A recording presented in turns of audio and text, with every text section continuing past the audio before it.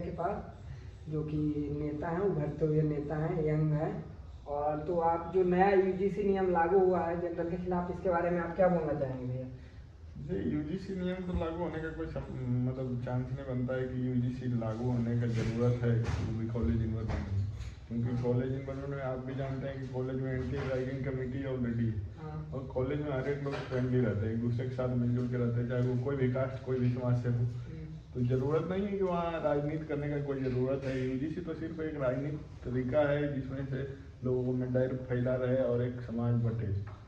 College में भी बंटवारे हो तो इसका विरोध करते हैं ना आप? इसका विरोध तो होना ही चाहिए। कोई भी एक समझदार व्यक्ति जो कॉलेज से पास आउट हुए हैं तो वो नहीं चाहेंगे कि ऐसा बंटवारा कॉलेज में भी हो, ताकि ओबीसी समाज या SC ST समाज को अलग नज़रिए से देखा जाए और अलग जगह रखा जाए, अलग एक भेदभाव उत्पन्न हो जिससे कि दोनों में अलग कैटेगराइज हो जाए, जनरल समाज अलग रहे और ओबीसी SC ST समाज अलग होकर बंटवारे की स्थिति में बने रहे, जिसके कारण एक दूसरे के ज्ञान में आदान प्रदान होने का दिक्कत हो।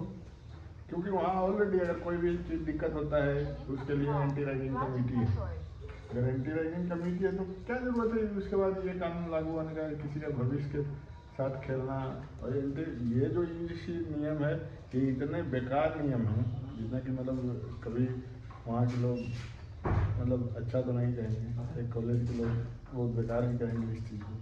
क्योंकि एक चीज़ बताते हैं, कॉलेज में पहले तो पार्शलिटी होके ही चूज करके ही आ जाते हैं, जो उस लायक होते हैं वो एक साथ एक जगह कॉलेज या फिर कोई भी स्कूल या किसी यूनिवर्सिटी है उसमें क्या है, लोग एक साथ बैठे एक दूसरे के साथ अपना एजुकेशन लेवल जो है एक शिक्षा का आदान प्रदान करते हैं और एक साथ मिल के वहाँ पे काम करते हैं, एक प्रोजेक्ट पे काम करते हैं, ठीक है।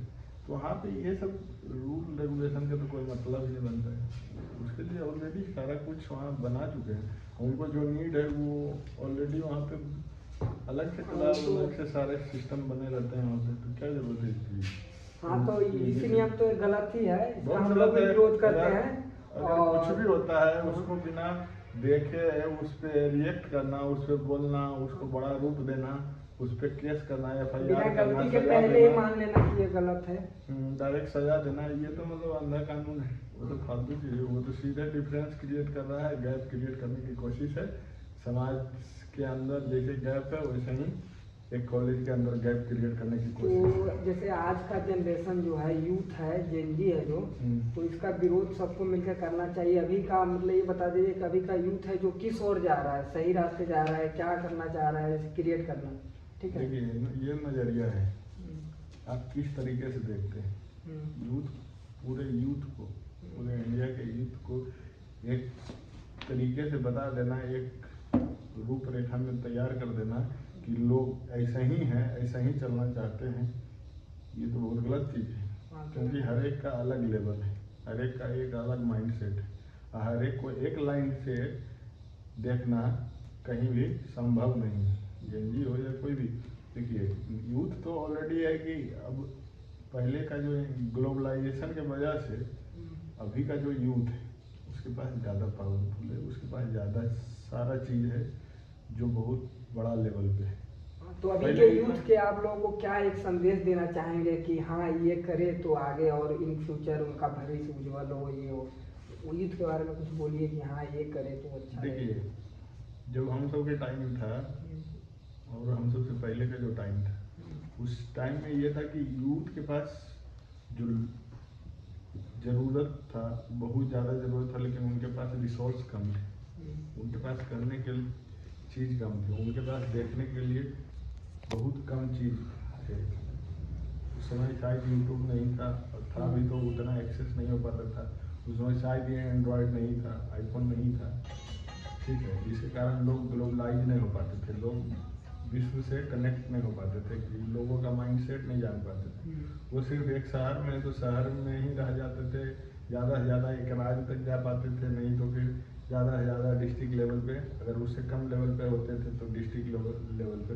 बहुत कम लोग, अपने गांव ही देख लीजिए या फिर अपने शहर में ही देख लीजिए, बहुत कम लोग हैं जो ग्लोबल स्टडी के लिए फॉरवर्ड हुए हैं, ग्लोबल स्टडी या फिर नेशनल लेवल पे स्टडी करने वाले भी लोग बहुत कम हैं।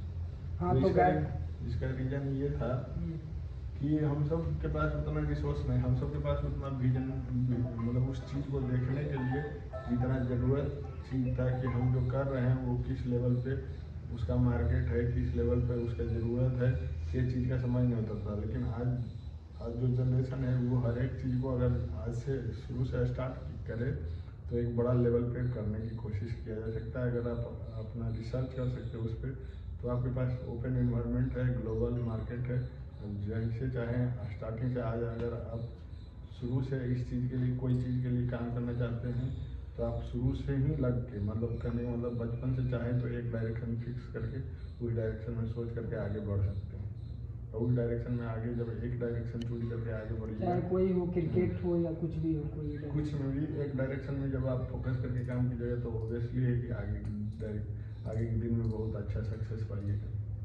हाँ तो गाइस, आज के युवा के लिए उनके तरफ से एक संदेश है कि एक ही डायरेक्शन में आप लोग आगे बढ़िए, ही नहीं कि ये भी कर लिए वो भी कर लिए, ये गलत चीज़ है और यूजीसी के खिलाफ है, ये नियम गलत है। आप लोग भी विरोध कीजिए, हम लोग भी विरोध कर रहे हैं। ठीक है, thank you guys, bye. Like करो, सब्सक्राइब।